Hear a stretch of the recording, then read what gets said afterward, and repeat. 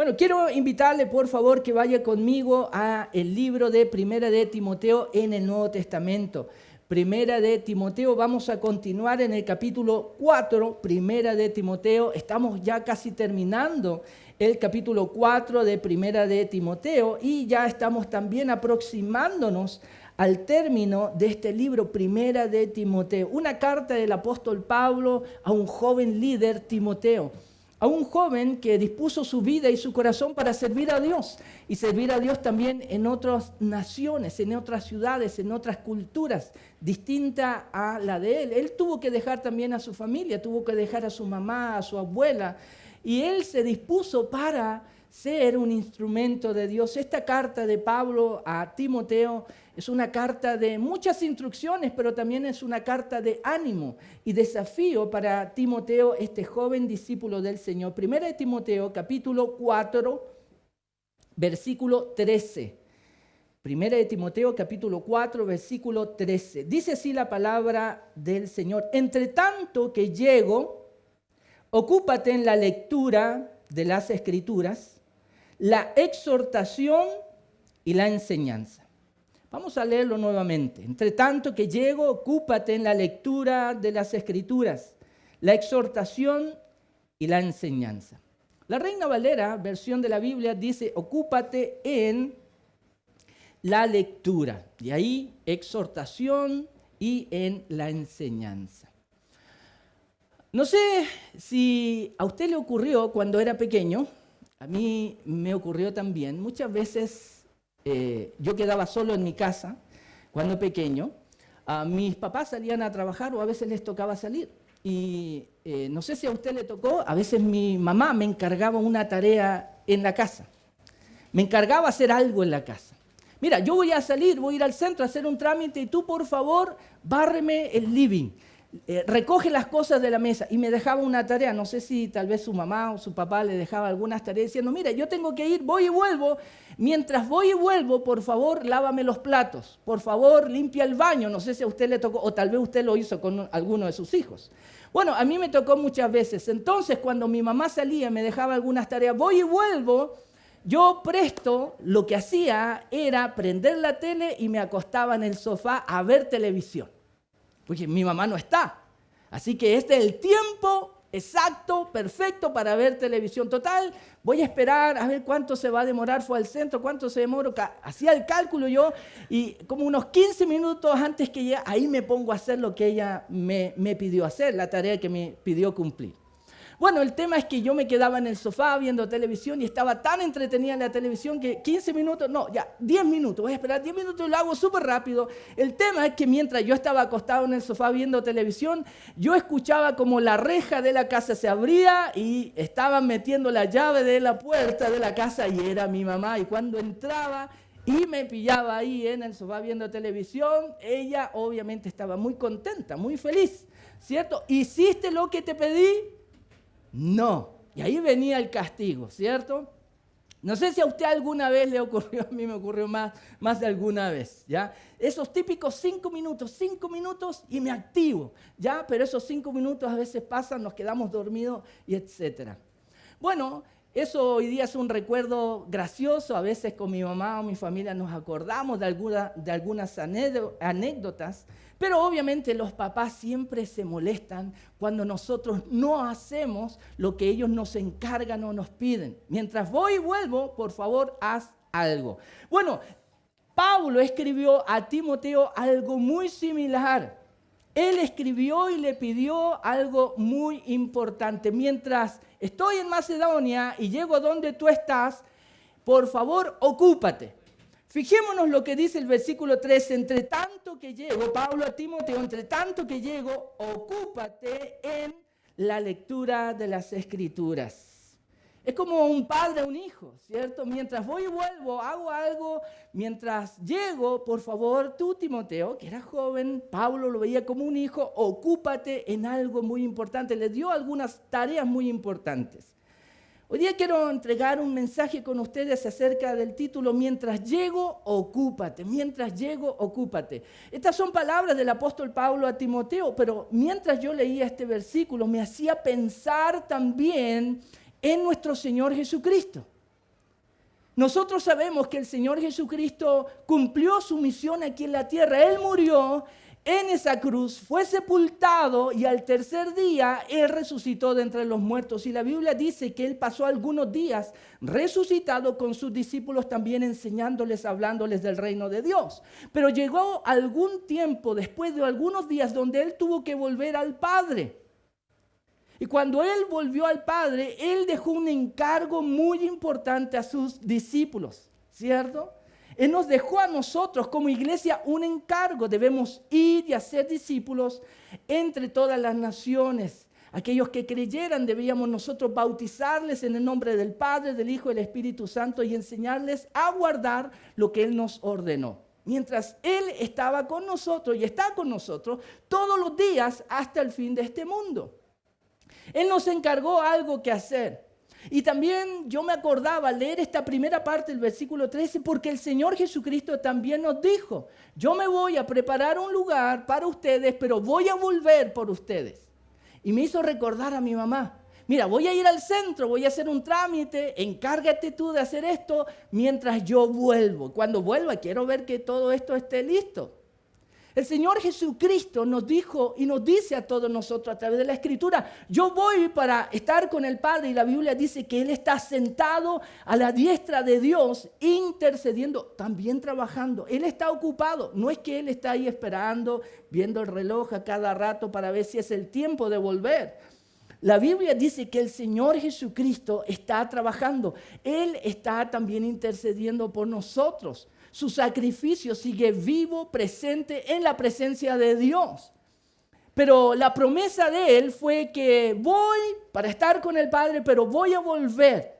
Voy a volver. Queridos hermanos, nosotros sabemos que Cristo Jesús va a volver. Y en estos tiempos de guerra, de catástrofes que hay en el mundo, siempre se habla y siempre es la pregunta que nos hacen los pastores. Pastor, Cristo viene pronto con esta guerra que hay en Rusia y Ucrania y otras catástrofes y pandemias que hay. Estamos en el fin de los tiempos. Pastor, ¿cuándo Cristo viene? Y a veces a las personas les llama la atención y están más interesados en el Apocalipsis.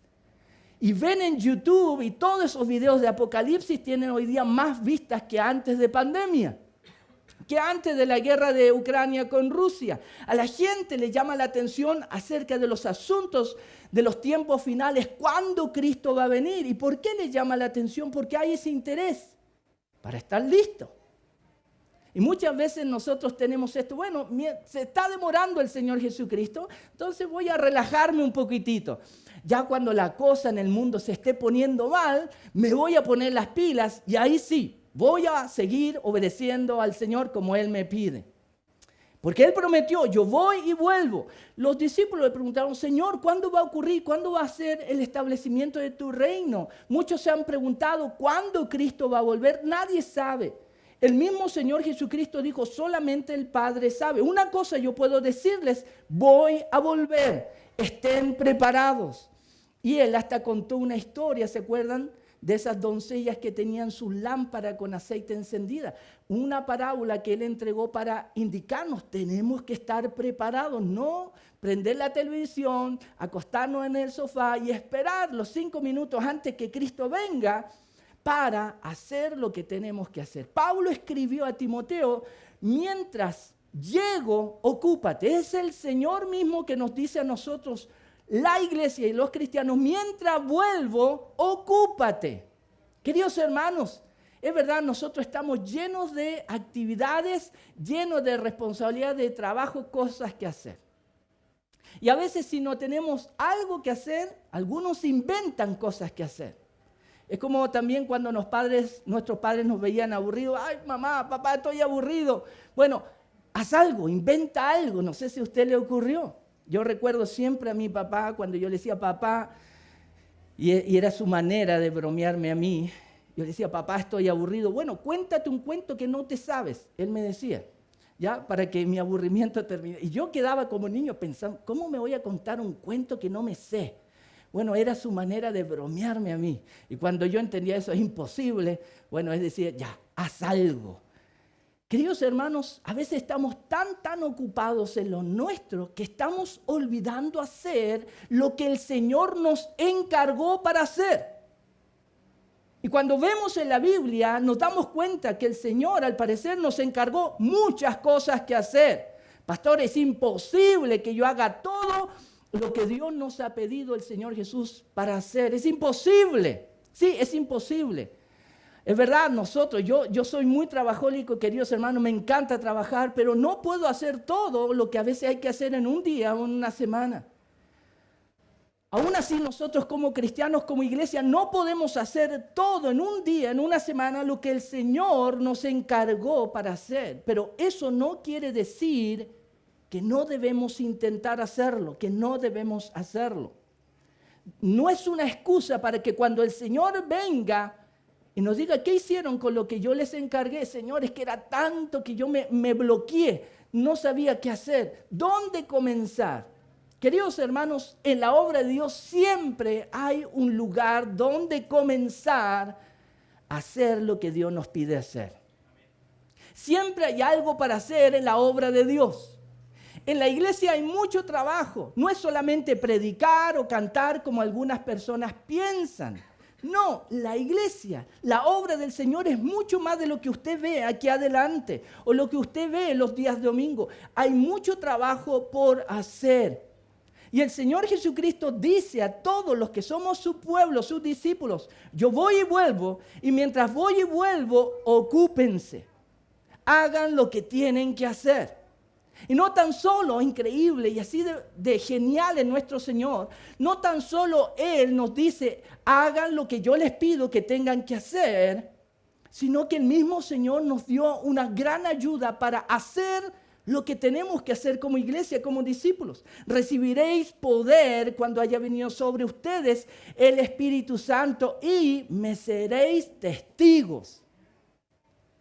Imagínense, no tan solo Dios nos pide hacer cosas como cristianos, sino que Él nos da poder a través de su Espíritu Santo, Él que está en nosotros, activándonos, moviéndonos, mostrándonos, dándonos la sabiduría, el ingenio y también la capacidad para hacer lo que el Señor quiere que usted y yo hagamos. En primer lugar, queridos hermanos, un cristiano, una iglesia debe estar ocupada. Si una iglesia no está ocupada, si un cristiano no está trabajando, no está sirviendo al Señor, es lo mismo que ocurre con nosotros. Si nosotros no hacemos ejercicio, si no salimos a caminar, si no tenemos una vida activa y estamos comiendo, ¿qué va a pasar con nosotros? Claro, van a aparecer unos rollitos, los regalones, los consentidos van a aparecer y después nosotros nos vamos a mirar al espejo en las mañanas y decir, ¡ay, cómo apareció esta, como decimos acá en Chile, esta guata! ¿Cómo apareció esto aquí? Como si no fuera culpa de nosotros, pero es nuestra responsabilidad por nuestra pasividad. Por nuestra pasividad. Muchas veces en la iglesia hay una mentalidad que se ha cultivado, que se ha enseñado. Muchos líderes también han sido culpables. Muchos pastores hemos sido culpables de poner y crear y establecer una mentalidad de pasividad en la iglesia, en los hermanos. Venga a recibir su milagro, venga a recibir oración, venga a recibir bendición. Y pensamos que ir a la iglesia, ser parte de la iglesia, todo tiene que ver con recibir. Recibir. Voy a la iglesia y me van a lavar los pies. Voy a la iglesia y me van a recibir bienvenido. Voy a ir a la iglesia y van a orar por mí. Y hemos creado una mentalidad de que la iglesia, lo atractivo de la iglesia es que Dios te quiere dar, es que Dios te quiere bendecir. Lo atractivo de la iglesia es que lo único que tengo que hacer, y por eso me gusta ir a ciertas iglesias, es sentarme y escuchar. Yo he hablado con algunas personas a través del tiempo que me han dicho, mire pastor, a mí me gusta ir a cierta iglesia porque yo no interactúo con nadie. Voy a cierta iglesia porque lo único que tengo que hacer es que cuando llega el momento de dar la paz, yo doy la paz. Ese es el único momento, yo me siento, termina, me voy. Y yo le digo, hay personas que a eso les gusta mucho. Un lugar donde no hay un compromiso. un lugar donde no hay una actividad, solamente un lugar donde yo voy para recibir, para buscar, y si puedo encontrar lo que quiero, lo tomo y regreso a casa. Pero eso no es la vida cristiana normal. La vida cristiana de un discípulo es una vida activa. No tan solo el Señor Jesucristo dijo a sus discípulos, mientras voy y vuelvo, ocúpense, debemos mirar el ministerio del Señor Jesucristo. Cuando Él comenzó su ministerio, nosotros sabemos que Él venía de un padre que era carpintero y lo más probable que Él también trabajó en la carpintería, pero cuando comenzó su ministerio, ¿cómo era el Señor Jesucristo? ¿Cómo nos muestra el Evangelio de Marco, el Señor Jesucristo? Incansable, incansable, predicaba en una ciudad, terminaba, iba a otra ciudad. Él decía, tenemos que predicar aquí a sus discípulos y luego tenemos que ir a otro lugar. Lo vemos sanando, lo vemos alimentando, lo vemos orando, lo vemos a veces en su naturaleza humana, cansado, tal vez durmiendo en una barca, pero le duraban muy poco las siestas porque luego tenía que intervenir y calmar el mar y calmar la tormenta. Vemos al Señor Jesucristo siempre activo durante sus 3 años de ministerio, porque Él tenía una misión que cumplir. Porque Él vino, porque el Padre le dio una misión. Él no estuvo como yo viendo televisión ahí en el sofá esperando que mi mamá llegara. No, Él estuvo trabajando incansablemente. Incansablemente. Y esa fue la escuela de los apóstoles. Por eso es que vemos también al apóstol Pablo incansable. Él iba de ciudad en ciudad, imagínense, navegando y navegando, caminando y caminando, tratando de cumplir lo que el Señor le dijo. Entre tanto que llego, ocúpate. No tan solo Pablo le estaba diciendo, es Dios que nos dice a nosotros como iglesia. Queridos hermanos, el trabajo que la iglesia tiene que hacer no es solamente aquí los días domingos.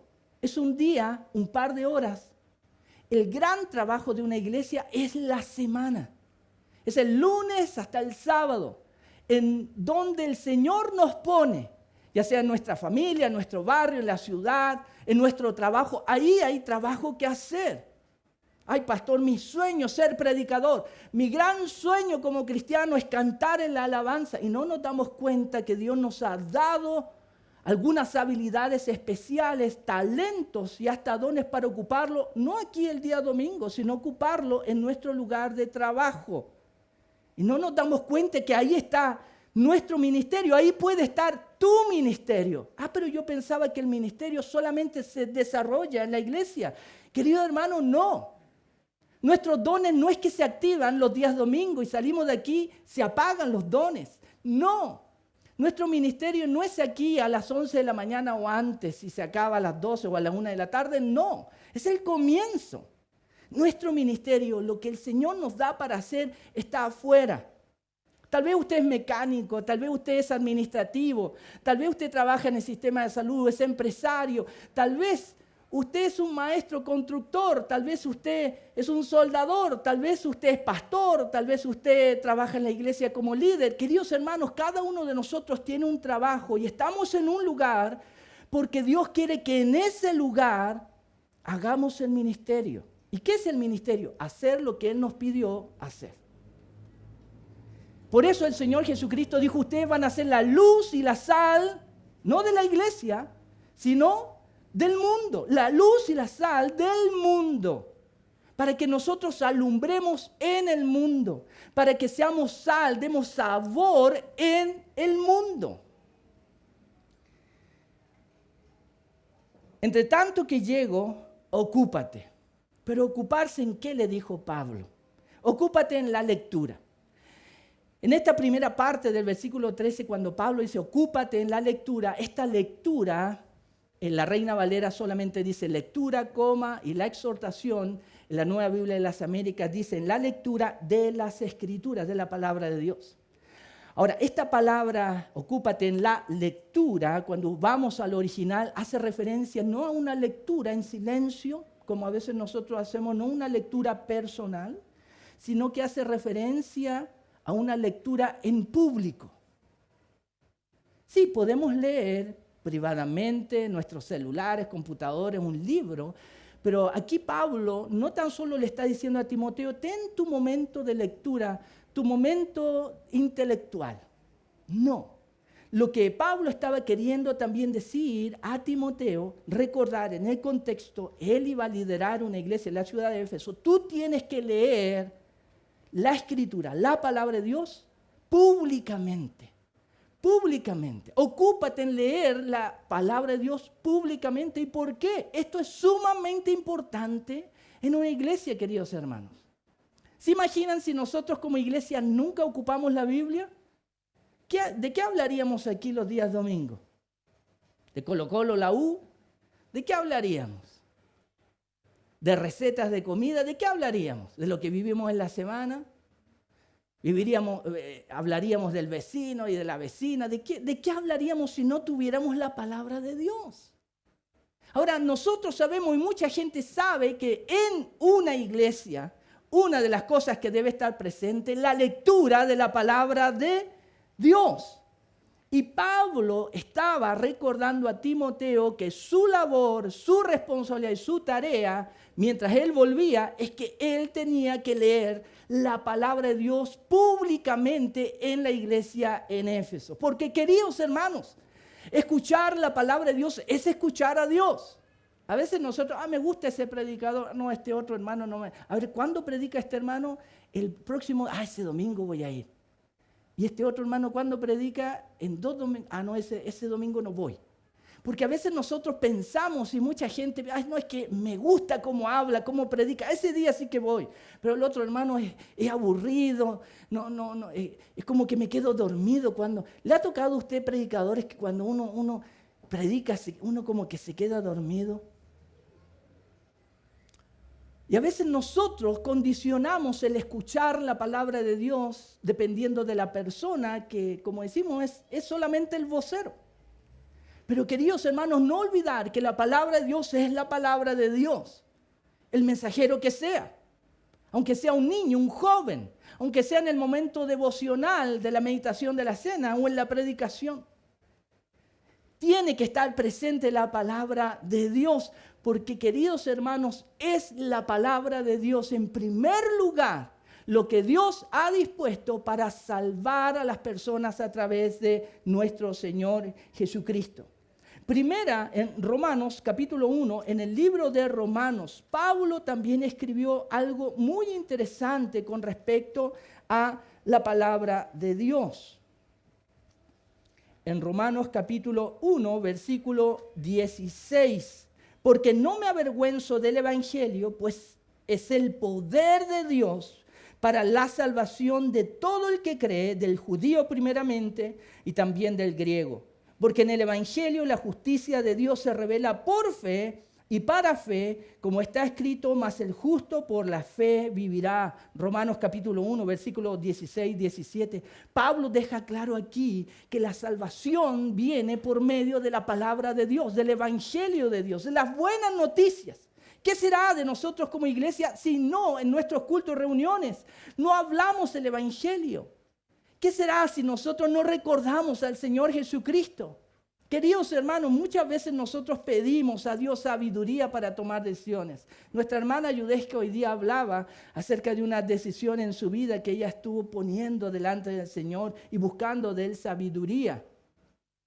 Y a veces nosotros pensamos que cuando pedimos sabiduría es como que Dios nos tocara con una varita mágica, sabiduría, ¡ping!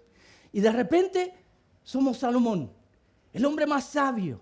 Queridos hermanos, la sabiduría de Dios viene por su palabra. Y su palabra nos dice que el principio de la sabiduría es el temor a Jehová. Es el temor a Dios, es lo que la Biblia nos dice. Si queremos ser más sabios, queridos hermanos, queridas hermanas, tenemos que escuchar más la palabra de Dios. Tenemos que leer la Biblia. Por eso es que hay algunos libros también de sabiduría en la Biblia, como el libro de Proverbios. Dichos de sabiduría. Dichos de Dios, sabiduría de Dios en la Biblia para todos nosotros, en todas las áreas de nuestra vida. Encontramos un consejo de sabiduría en el libro de Proverbios. Encontramos sabiduría de un padre para un hijo, para los jóvenes. Encontramos sabiduría de Dios para los solteros. Encontramos sabiduría de Dios en los proverbios para los casados. Encontramos sabiduría de Dios para los trabajadores, para los empresarios, para los que buscan trabajo. Todo eso lo encontramos en el libro de Proverbios. Y ese es un solo libro en la Biblia. Queridos hermanos, lo que encontramos en la Biblia no tan solo tiene que ver con distintas áreas de nuestra vida, sino con la revelación de Dios. Cuando nosotros leemos la Escritura, cuando se predica la palabra de Dios, queridos hermanos, estamos conociendo más a Dios. Estamos conociendo más a Cristo, estamos conociendo más su voluntad con nosotros. Estamos buscando y podemos conocer más al Espíritu Santo, el Espíritu de Dios. Queridos hermanos, cuando nos juntamos como iglesia, pongamos atención a la palabra de Dios. Porque el Señor Jesucristo entregó una palabra acerca de una parábola, una enseñanza sobre la palabra de Dios, diciendo que había un hombre que iba sembrando una semilla. Iba tirando la semilla de Dios en distintos tipos de tierra. Parte de la semilla cayó al borde del camino, parte de la semilla cayó entre rocas, parte de la semilla cayó entre espinos y parte de la semilla cayó en buena tierra. Y el Señor Jesucristo dijo, esta parábola tiene que ver con el Hijo del Hombre. Él es el que va lanzando la palabra, la semilla, y la semilla es la palabra de Dios.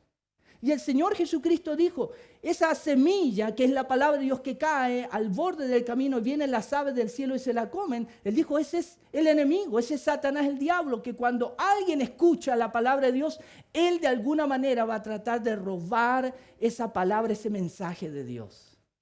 Hay que tener cuidado porque las distracciones, queridos hermanos, sí, hay muchas distracciones, pero Satanás, el diablo, es astuto para saber cómo distraerte para que tú no recibas la palabra de Dios. ¿Qué pasa si no recibimos la palabra de Dios? Si es una semilla, ¿dónde va a germinar? La palabra de Dios puede caer entre piedras. Es decir, hay personas que creen, reciben la palabra, pero los afanes y las delicias de este mundo pueden hacer que eso no tenga fruto. La semilla de Dios, la palabra de Dios puede caer entre espinos. Los afanes, los problemas de esta vida pueden ahogarnos y esa palabra que recibimos se va marchitando porque es apagada por los espinos. Pero la Biblia dice que cierta semilla, la palabra de Dios, puede caer en buena tierra. Y si cae en buena tierra, dice, esa palabra de Dios tiene fruto. Y por eso Pablo le decía a Timoteo, mientras voy y llego, ocúpate de la lectura de la palabra del Señor. Queridos hermanos, cuando nosotros nos juntamos a escuchar la palabra de Dios, aquí hay distintos corazones. Es como si fueran distintos tipos de tierra. Así como el Señor lo dijo, cuando nosotros predicamos la palabra de Dios afuera, hay distintos corazones como distintos tipos de tierra. Y nosotros no sabemos qué corazón va a ser una buena tierra, pero nuestra misión es, como el sembrador, lanzar la semilla, leer la palabra, predicar el evangelio. Y lo demás será entre la persona y Dios. Queridos hermanos, nuestra labor es leer la palabra de Dios. Si la reciben o no la reciben las personas es un tema de las personas, con Dios. Pero el Señor nos dice, mientras voy y vuelvo, ocúpate. Tienes que leer la palabra de Dios y leerla públicamente. Ahora también Pablo y nuestro Señor nos dice, entre tanto que llego, ocúpate en la lectura de las Escrituras, la exhortación. Es decir, Pablo decía a Timoteo que también debía ocuparse de la exhortación. Ocúpate en la exhortación mientras llego. ¿Qué es la exhortación? Hay personas que a veces tienen confundido este tema de la exhortación, esta palabra de la exhortación que encontramos en la Biblia. Pero la exhortación es una de las palabras y actividades y verbos más hermosos que encontramos en la Biblia. Exhortar. A veces nosotros como evangélicos cristianos ocupamos esta palabra, hermano, te exhorto. No sé si usted ha escuchado, hermano, atiende la exhortación. ¿Escuchaste la exhortación del pastor? Sí, la escuché. Y a veces ni siquiera sabemos qué es exhortación. Pero es una palabra muy cristiana, muy evangélica, porque la encontramos en la Biblia. Te exhorto, hermano, y ponemos así como cara de pastor, te exhorto, hermano, ¿ya? Y ni siquiera sabemos qué es exhortar. La palabra exhortación en su original es una palabra muy parecida y tiene una raíz muy en común a la raíz que se ocupa para el nombre consolador que se le da al Espíritu Santo. Paracleto. La palabra exhortación en su original es muy parecida a paracleto. Esa palabra que se le da el nombre o título al Espíritu Santo consolador, uno que es llamado a nuestro lado para ayudarnos, para estar con nosotros, para acompañarnos. Cuando Pablo le dice a Timoteo, ocúpate en la exhortación, lo que él estaba pidiendo es ocúpate también de animar a otros. Ocúpate de acompañar a otros. Esta palabra exhortación se puede traducir como pedir, pídele a alguien. Y a veces una petición con un ruego, oye, te ruego por favor, te ruego, pónete las pilas porque si no, te ruego, es pedir. La palabra exhortación se puede traducir como rogar, se puede traducir como confortar, animar, llamar y llamar a la acción, mover a alguien a la acción, exhortar. Cuando nosotros estamos ocupando este verbo y esta palabra, y Dios nos dice, ocúpate en la exhortación, es ocúpate de animar a otros. Ocúpate de llamarlos a la acción, que hagan algo. Pastor, a veces hablo con personas, pastor, necesito orar más. ¿Y qué estás haciendo? Bueno, no sé. Ya, pues pónete las pilas, pónete a orar. Eso es una exhortación. A veces nosotros pensamos que exhortación es retar a alguien, es llamarle la atención. No, eso no es exhortación. Exhortación es decir, hermano, vamos a servir al Señor. Sí, pastor, pero no sé, ahí estoy dudando. Mira, yo te voy a acompañar, acompáñame, vamos, y lo vamos a lograr. Exhortar es llevar a alguien a la acción, eso es exhortar. Exhortar no es tan solo decir, hermano, te animo. Eso suena muy bonito, ¿cierto? Hermano, te animo. Y el hermano se va con esa palabra, bueno, me animaron en la iglesia, ¿por qué? Porque alguien me dijo, te animo. Y a veces, no sé si ustedes se han fijado, pero a veces hay hermanos que animan, te animo, pero la cara como que no le acompaña mucho, ¿cierto? Te animo, hermano. Es como si, parece que tú necesitas oración, hermano. Oro por ti y tú me animas. Porque a veces animamos con una cara de tristeza, con una actitud así como de desesperanza. No, la exhortación tiene que ver con alguien que tiene el ánimo de Dios. ¿Por qué? Porque Dios reina y vive. Porque Él es soberano, Él tiene control de todo. Aunque yo no sé qué va a pasar en mi vida esta semana, sí sé una cosa, Dios va a estar conmigo. Y si Dios está conmigo, ¿quién contra mí? Dice la Escritura, ¿cierto? Esa persona está activada, esa persona está animada. Y no porque tiene tal vez mucho dinero en la cuenta, tal vez va a ser una persona que tiene muchos problemas económicos, pero tiene a Dios de su lado, que es más importante que tener una billetera gorda y tener 3, 4 cuentas de banco en distintos bancos. Queridos hermanos, la exhortación es algo muy importante. Yo quiero felicitar aquí en la congregación hermanos que siempre en el WhatsApp, casi todos los días, están escribiendo mensajes de ánimo. ¿Se ha fijado en eso? ¿Se ha fijado en los hermanos que escriben casi cada día? Saludo, ánimo, el Señor les ayude, bendiciones. ¿Se ha fijado usted eso? Yo quiero felicitar a esos hermanos porque eso es exhortar. Porque eso es animar. Y quiero decirles, puede parecer algo muy simple. Yo ni siquiera pesco el WhatsApp, pero es algo muy importante animar a otros. A veces con una sonrisa animamos a otros hermanos, con nuestra actitud. A veces a mí me dicen, pastor, tiene que ser más serio cuando predique, o no sé. Tiene que ser más serio. A veces yo hago mucha broma, me encanta hacer broma, es que es imposible. Si usted tiene a Cristo en su corazón, el gozo va a estar presente, hermano. Esa es parte del fruto del Espíritu. Amor, gozo, paz, paciencia, ¿cierto? Y tenemos que compartir del gozo. Pastor, ¿cómo voy a tener gozo si estoy en tremendo problema? ¿Será que Dios está en problemas? O sea, si Dios está en problemas, hermano, ahí sí que estamos en problemas. Si a Dios le cortan la luz, si a Dios le cortan el agua, le cortan el internet, no se va a poder comunicar con nosotros. ¿Cómo vamos a orar? Ahí sí que vamos a estar en problemas. ¿Será que a Dios le ocurren esas cosas? ¿O será que nosotros solamente estamos contentos cuando nos sentimos bendecidos por Dios, cuando todo está bien? No, pues hermano, aquel que exhorta es el que camina con Dios las buenas y las malas, y como aprendió a caminar con Dios, le dice a otro hermano, hermano, mira, yo sé que estás pasando problemas, pero déjame decirte, yo sé que Dios se va a encargar. Oremos, yo voy a estar orando por ti. Y no tan solo eso, en la semana le manda unos mensajitos, hermano, estoy orando por ti, me acuerdo de ti. Queridos hermanos, necesitamos la exhortación. Y la exhortación no solamente del pastor, la exhortación de nosotros, los unos con los otros. Hermano, exhorte a alguien esta semana. Y no es que tiene que retar a un hermano. Anime a un hermano esta semana. Anímelo, mándale un mensaje, no sé, un dulcecito.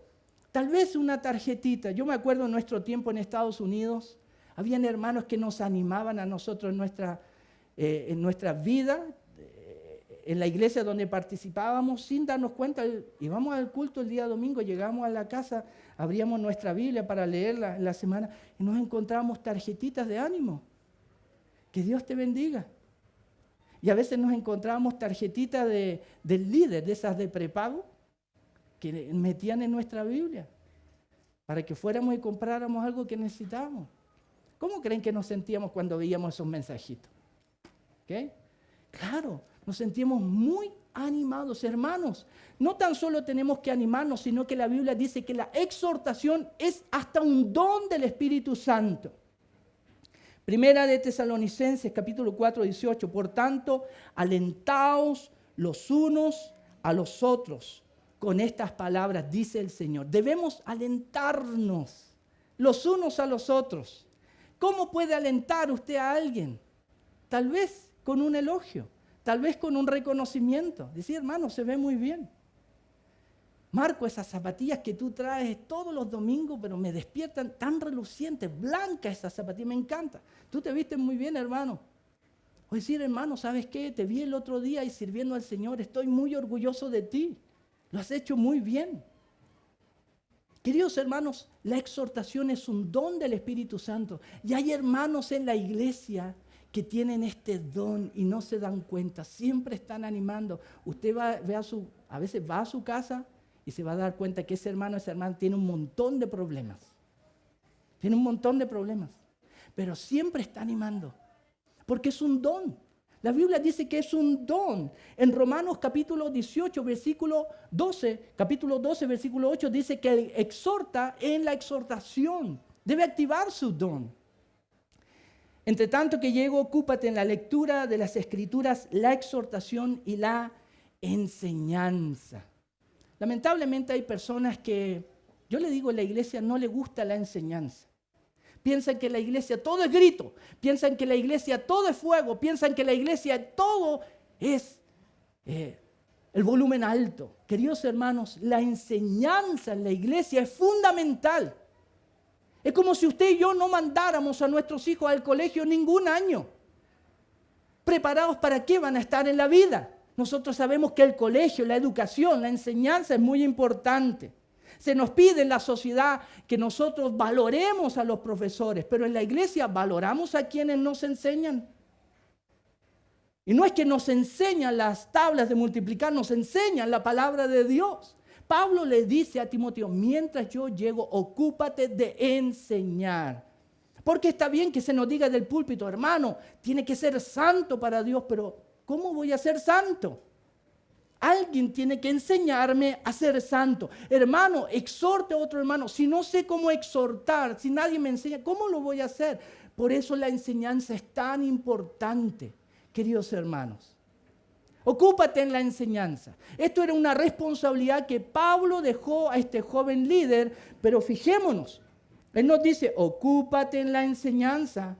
Él nos dice, ocúpate de los que están aprendiendo, de los que quieren aprender y de los que no quieren aprender. Porque, queridos hermanos, esto es en la vida real.